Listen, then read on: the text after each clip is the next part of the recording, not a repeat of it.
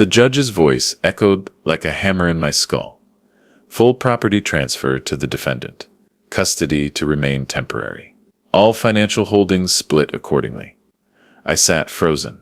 Before we continue, please subscribe to the channel and write in the comments what time it is where you are now.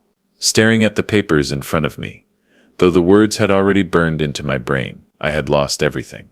Across the courtroom, Neera smiled. The same smug smile she wore the day he promised I'd never have to worry about anything. Now she was the reason I'd lost it all. The mansion, my inheritance, my daughter's trust. My lawyer leaned in and whispered something about appeals, but I wasn't listening.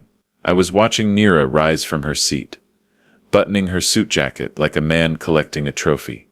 She walked past me, leaned close, and murmured, "You always lead with your heart, Lawson. That's why you never stood a chance." My hands trembled under the table, but my voice didn't. "You just made the biggest mistake of your life."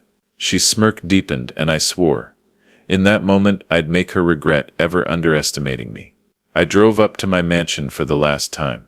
The house I designed, the house I poured my life into. Now there was a private property sign on the gate, as if I'd never existed there. When I walked in, the staff looked away. The walls felt different, colder, and then I saw them.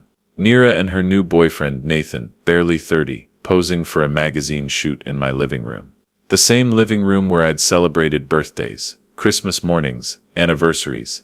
Now it was a backdrop for their new chapter. My stomach turned as the photographer called out, "Beautiful." Now one by the piano, my piano. When I looked closer at one of my framed paintings, something caught my eye. The signature. It wasn't mine. He'd forged it, my art, my home, my memories, all rewritten to erase me. I turned around quietly, tears burning, and whispered to myself, "If she wants to play dirty, she's about to meet the man who taught her how." I left the house that day with nothing but my name, and that was all I needed. I met Margot Ruiz at a small cafe downtown. A woman with eyes too sharp to ever miss a lie. She used to work for Neera's law firm before she quit for ethical reasons. Over coffee, she leaned in and said, "She didn't just win, she cheated." I didn't blink. "Tell me how."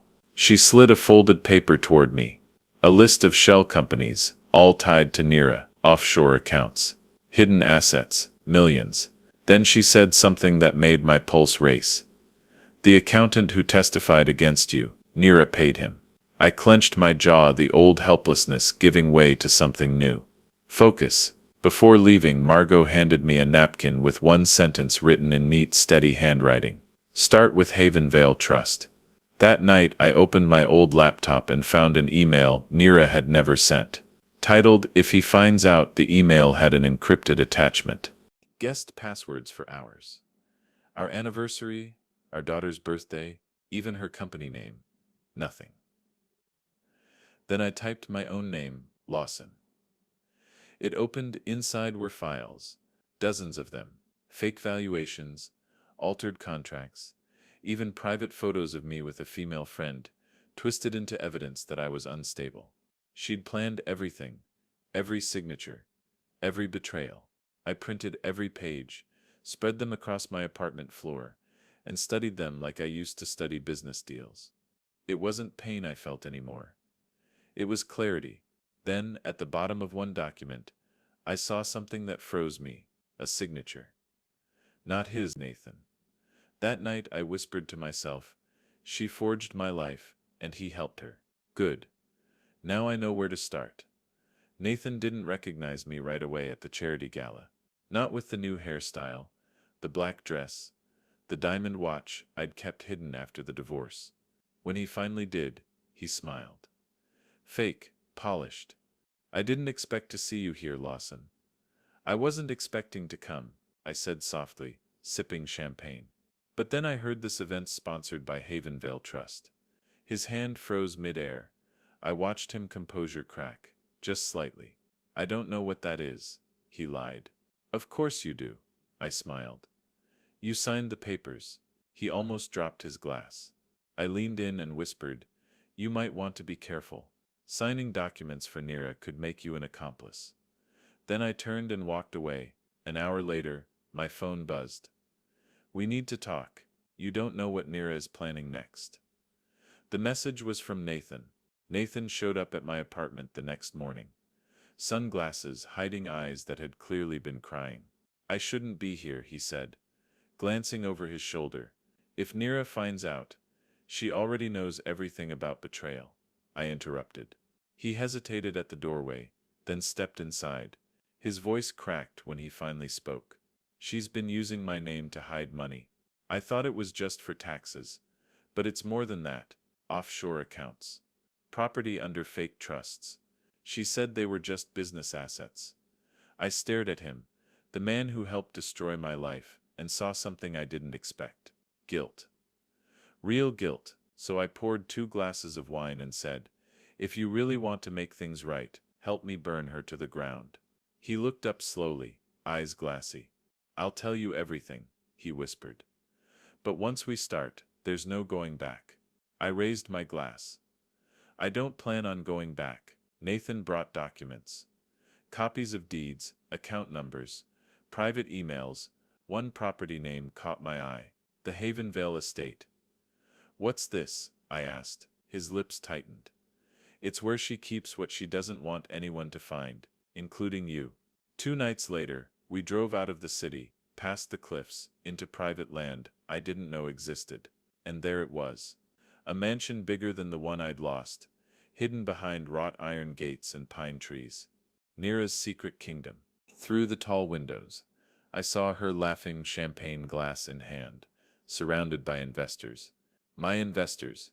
He'd stolen not just my home, but my network, my credibility, and turned it into higher empire. I pressed my hand to the cold gate and whispered, "You built this on my ashes." Nathan's voice was soft beside me. "Then make sure she burns for it." My phone buzzed.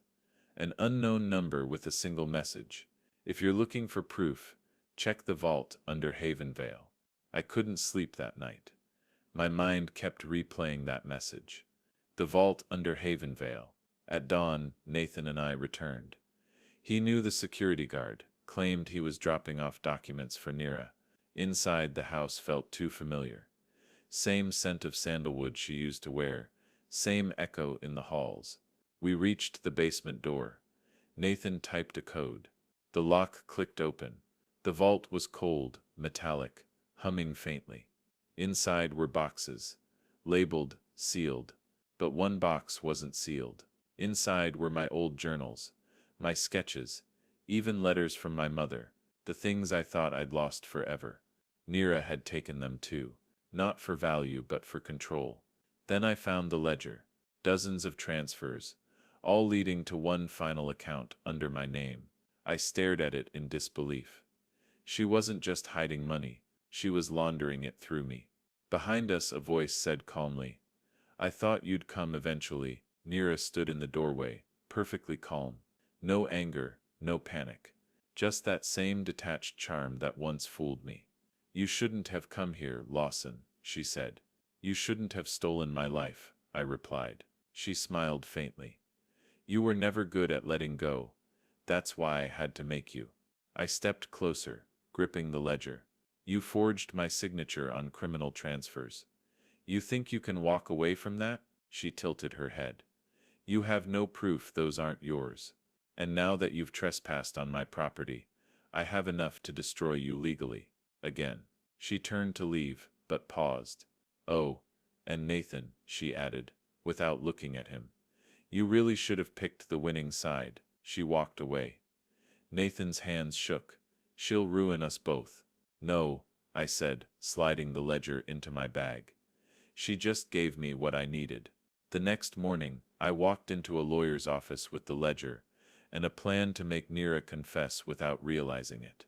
Margot, the lawyer I'd trusted before, leaned back in her chair, studying the ledger.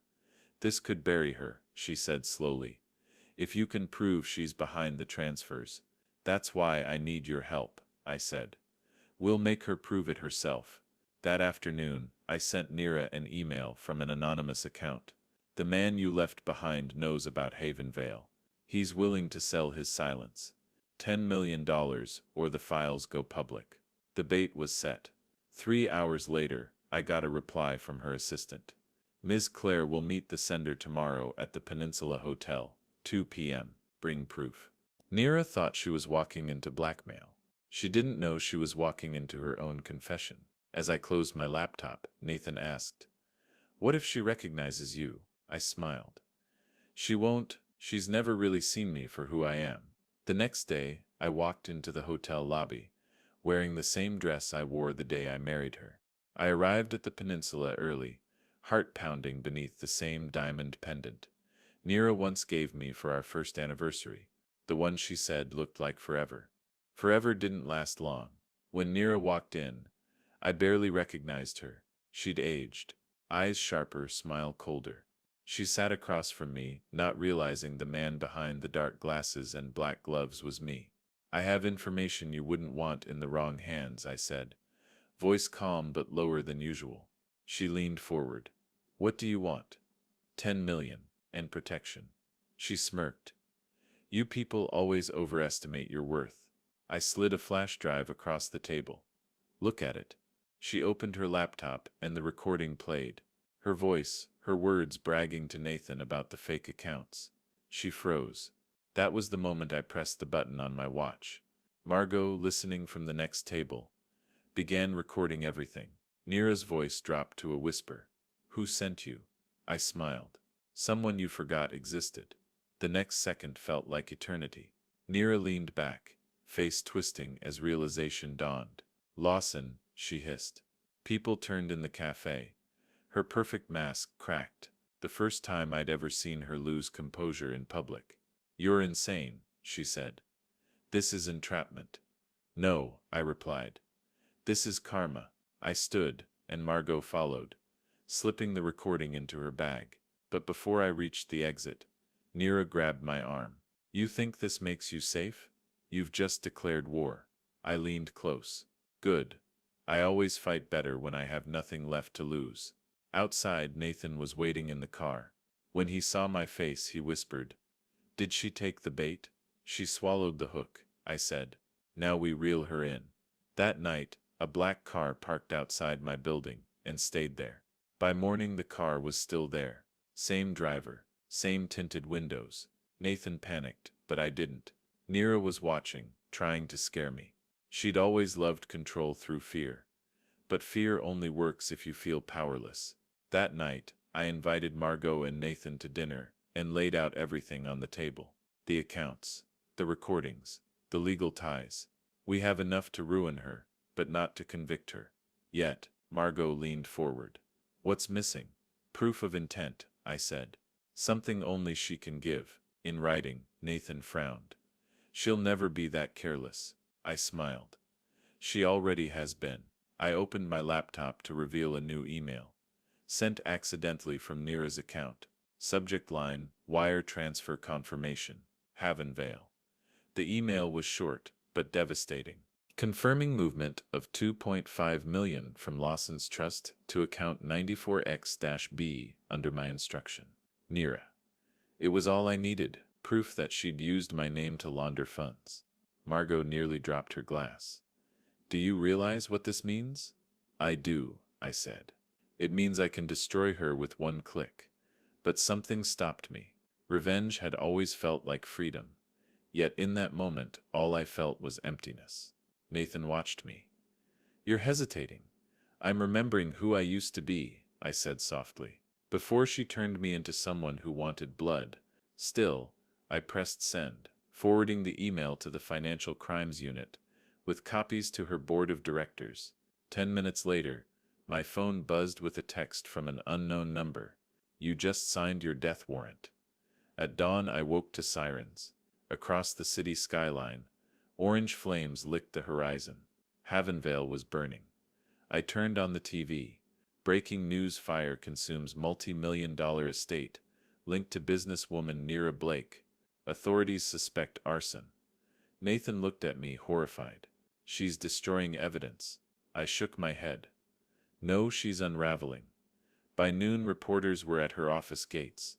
Her investors were withdrawing, and her lawyer quit on live television. For the first time in years, I felt peace. Not triumph, just silence. Then my phone rang. Margot's voice trembled. Lawson, they found something in the ruins. What? Not something. Someone.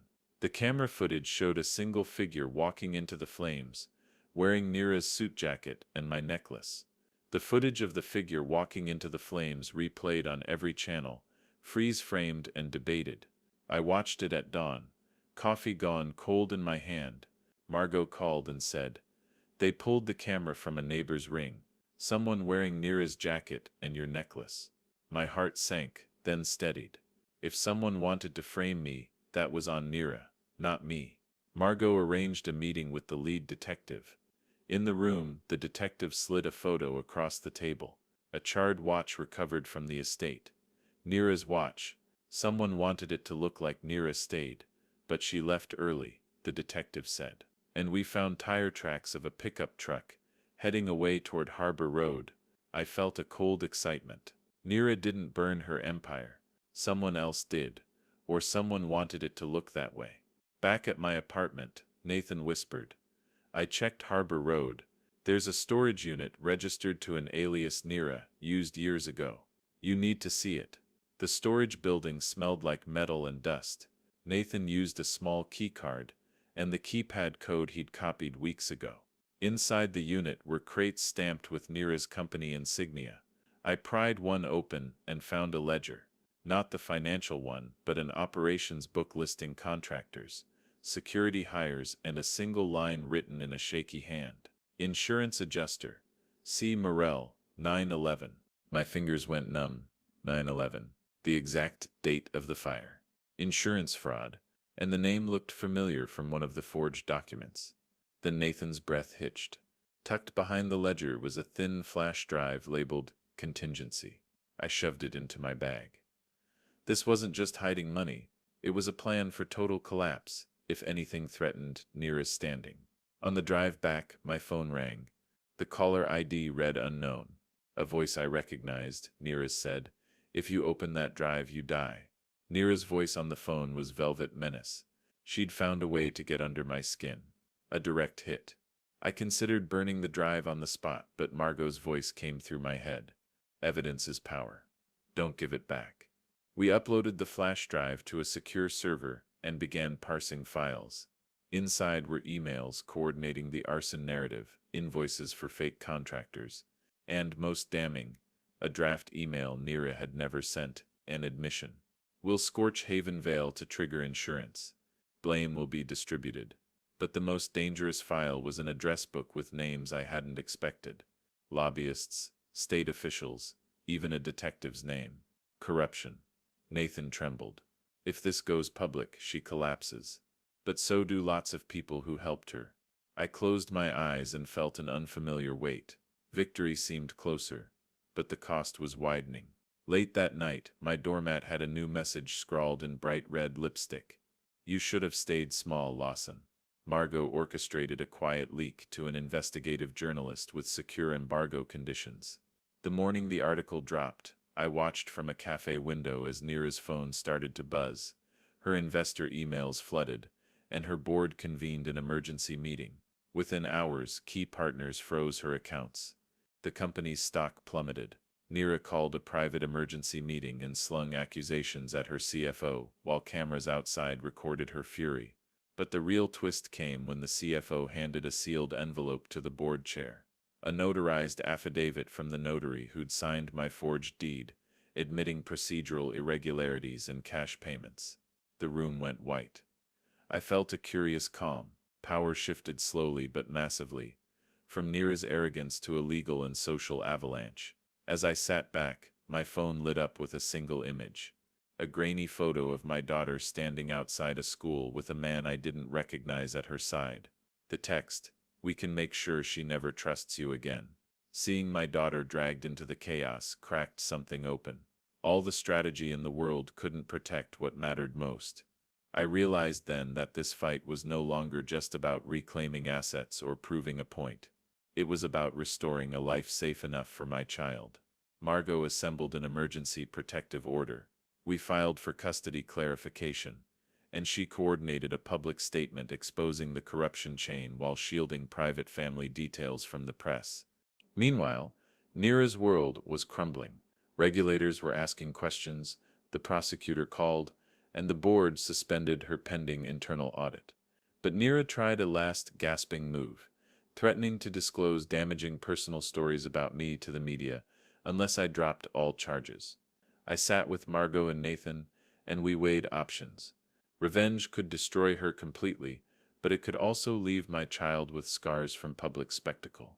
I thought of all the nights I'd taught trust and quiet strength. I made my decision. Pursue accountability. Not ruin. But when I walked into court the next morning, Nira's face had a look I hadn't seen before. Something like true fear. She'd just been indicted. The courtroom smelled like old paper and lemon polish.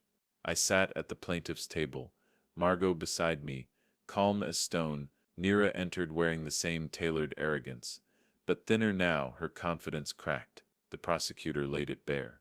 Falsified signatures, insurance manipulation, financial concealment, intent to defraud.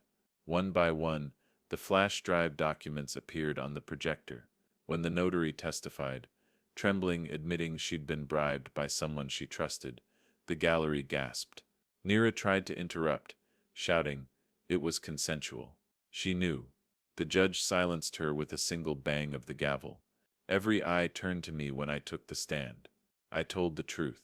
Not dramatized, not embellished, just the cold sequence of betrayal and recovery. The silence afterward was heavy and absolute. As court adjourned for the day, Nira's lawyer whispered urgently to her, and she looked directly at me with something close to panic. A deal was coming. Nira's attorney approached Margot with a proposal. She'd sign over all liquid assets, withdraw from the company, and drop her counterclaims, if I'd withdraw the criminal complaint. Margot slid the papers across to me and said, it's a surrender but not a confession. I read each page carefully. She was offering millions, but silence too. It was the kind of move Nira made when she was cornered. Control through compromise. I looked her straight in the eye. You're not buying peace. You're earning consequence. Then I refused. Margot filed a statement declining settlement. Justice had to finish what it started. That night my doorbell rang. When I opened it, no one was there. Just an envelope on the floor containing a photo of Nira in handcuffs, being led into a federal car. News broke fast. Business magnate Nira Blake indicted on fraud and arson conspiracy. The same networks that once glorified our marriage now dissected his downfall. My name surfaced too, but differently this time. Not the husband left behind, but the man who fought back. Strangers sent letters. Survivors of financial or emotional manipulation wrote messages that said, you gave me courage. I didn't feel heroic. I felt quiet, tired, human, but something inside was finally unclenching. Nathan stopped by that night with takeout and laughter. You look lighter, he said, like someone who remembered himself. As he left, he handed me a letter that had come to his office from Nira's cell. You were right. You didn't need to destroy me. I did it myself. Months later, the house, my house, stood waiting behind a rusted gate and overgrown hydrangeas. I walked through the doorway with the new deed in my name, the final court order sealed in my bag. The air inside smelled faintly of smoke and lavender. Scorched floors, blackened wallpaper, but it was mine again. I traced my fingers along the banister, remembering the parties, the fights, the love that once filled it. This time I didn't see what was lost. I saw what could be rebuilt.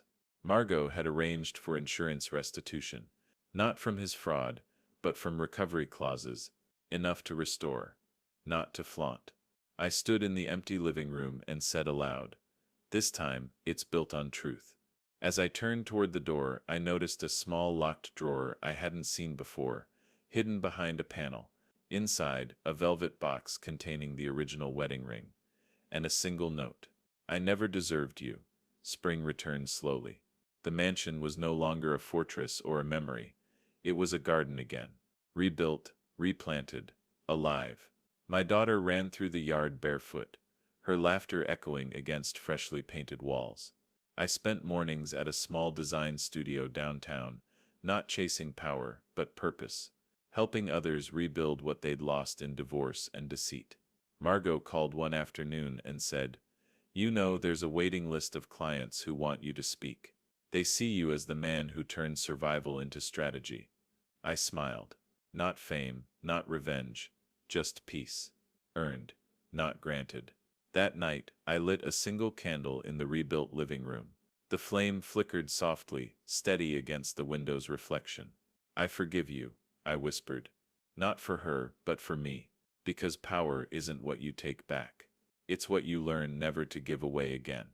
I hired a team to restore the mansion properly, not to its former glory, but to something new, something mine. Every room reimagined, every wall repainted in colors I chose, not colors Nira approved. The garden became my sanctuary. I planted roses, lavender, jasmine, flowers that bloomed through adversity, that thrived when roots ran deep. My daughter helped me plant a tree in the center of the yard. "What kind is it?" she asked. "An oak," I said. "Strong, patient. It takes years to grow, but it lasts forever." She smiled. "Like us." I hugged her tightly, feeling the weight of everything we'd survived together.